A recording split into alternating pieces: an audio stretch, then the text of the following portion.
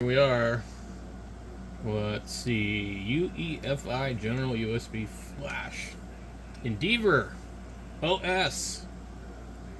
And then we have one for NVIDIA and one for default. And we're not using NVIDIA, which is really a good idea to not use with Linux. Unfortunately, I have a lot of NVIDIA cards. This computer is the only one that has a newer or decent AMD card. So RX 480. Found it at the thrift store. Anyway, let's see. Yeah. So this is going to be based on Arch. I don't know, but I'm starting to think that maybe Arch might be the best base system to just kind of go with. I'm not really digging the Fedora. Ubuntu is fine. Debian's okay, and it's, the latest Debian 12 doesn't like any of my computers, but Ubuntu does, and it's like, well, how could this be from that and not have problems?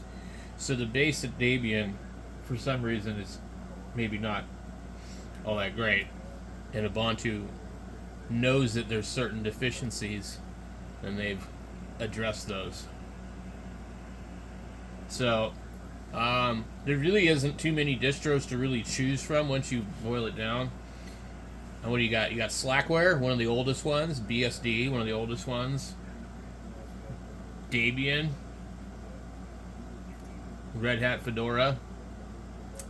That's a cool picture. And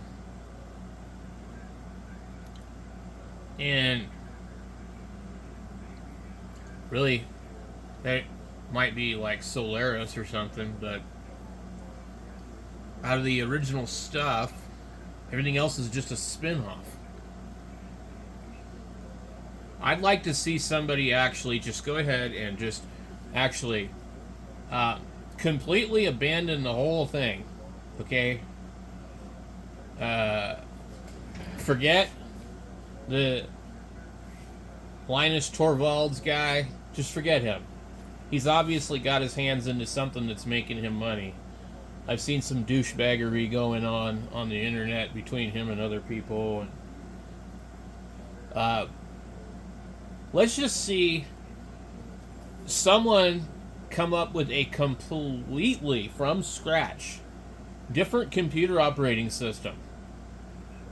I don't even care if it's free, but let's just see somebody else come up with something that's not based off of Unix, that's not based off of Linux, that's not based off of DOS, that's not based off of anything that's ever been seen or done before. Why not? Why hasn't that happened? Well, because they're probably blocking everybody from doing it.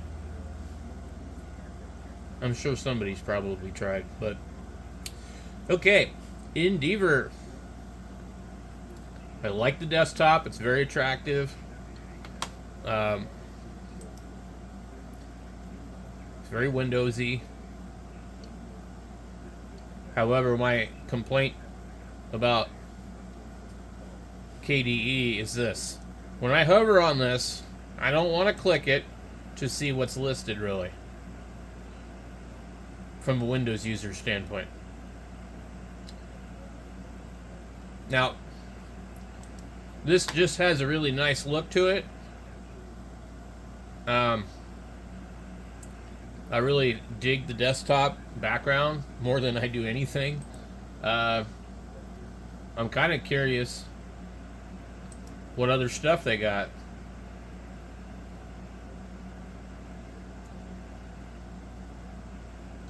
Now, I guess that's it for this one. Now, what do we have? Images, wallpaper.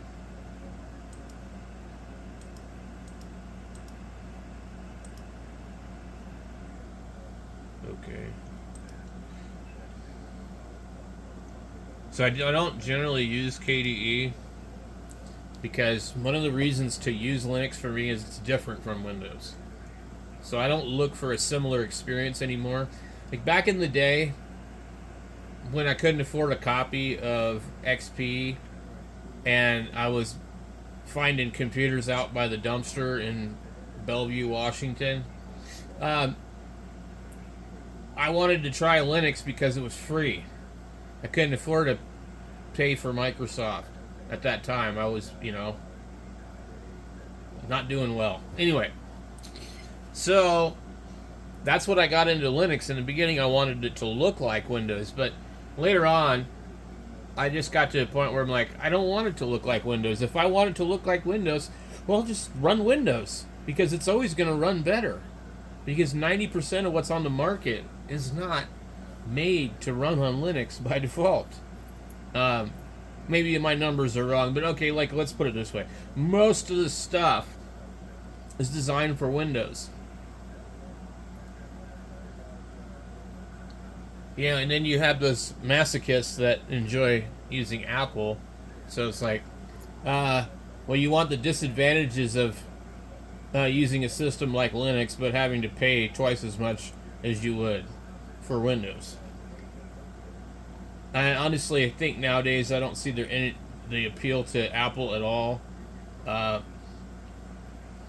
don't think it's any more secure than anything else. And they're selling your information just like everybody else. It's very proprietary. And, I mean, you're buying a polished, nice, well-operating system that doesn't work with most things. So, I think it's just like people that like to buy expensive German cars, The parts are going to be expensive. The repairs are going to be expensive. Oh, but I have a BMW. It's for those that are better than the rest of us.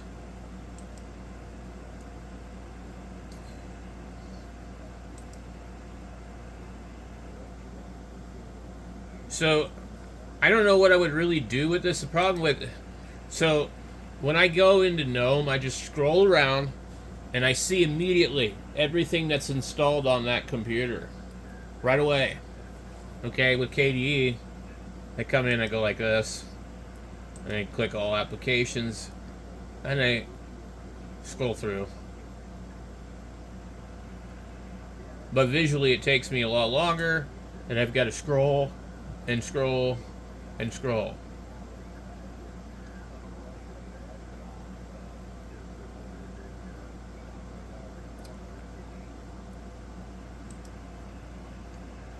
Now,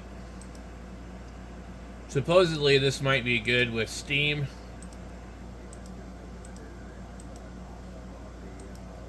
I'm wondering if there's another way to get a different desktop with this.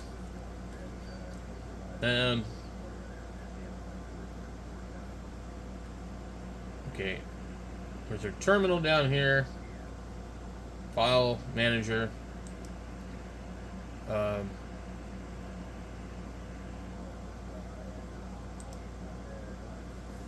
Where's like the...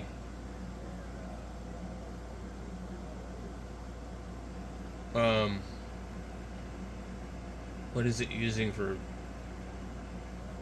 software manager? Package manager.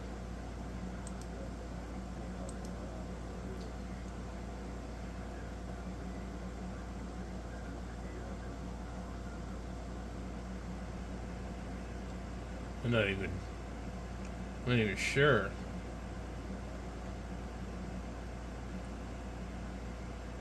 What the hell?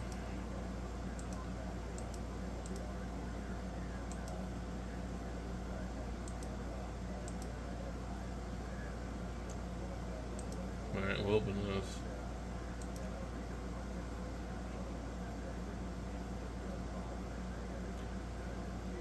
Okay, I don't know what it's using here.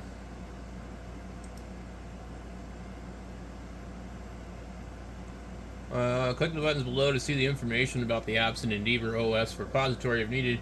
Scroll to see the buttons. Note you may need to click update the database, blah, blah, blah. Alright, cool. Maybe I can't because we're in the live boot. I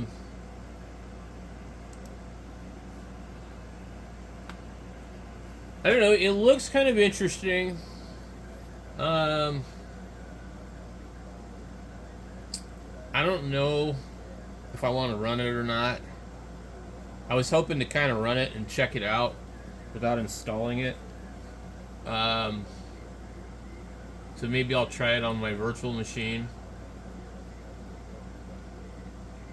I don't really like doing stuff on the virtual machine. It's kind of like, I mean, it's okay, but sometimes it doesn't work right, and it's just not the same.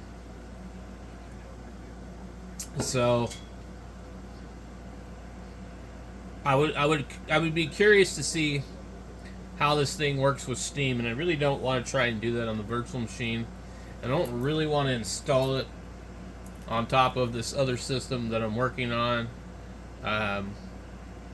So again, on this machine I have Arch, and so I don't see the reason why I'd want to switch to this. So I've got to make a decision here. But anyway, it looks cool, but I don't think it does anything cool. That's kind of my take on this thing. If we wanted to install it, let's click this and just see what it looks like for the most part. They have an online and an offline installer.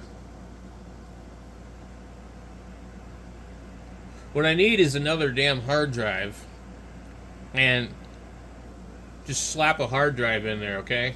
That's what I usually do. And I just install it on some cheap spinning hard drive that I have laying around, but I think I'm out of them. So it's gonna look like this, but it may. Let me see if I click on desktop. So it may let you change or install a different desktop. Let me just click next. Next. Okay. So yeah, okay, we can do any of them. Okay. So GNOME, it gives you a preview, which is actually really neat. Neat. Budgie, LXQT, LXDE, and then this goofy ass i3WM. No desktop. Plasma. Okay.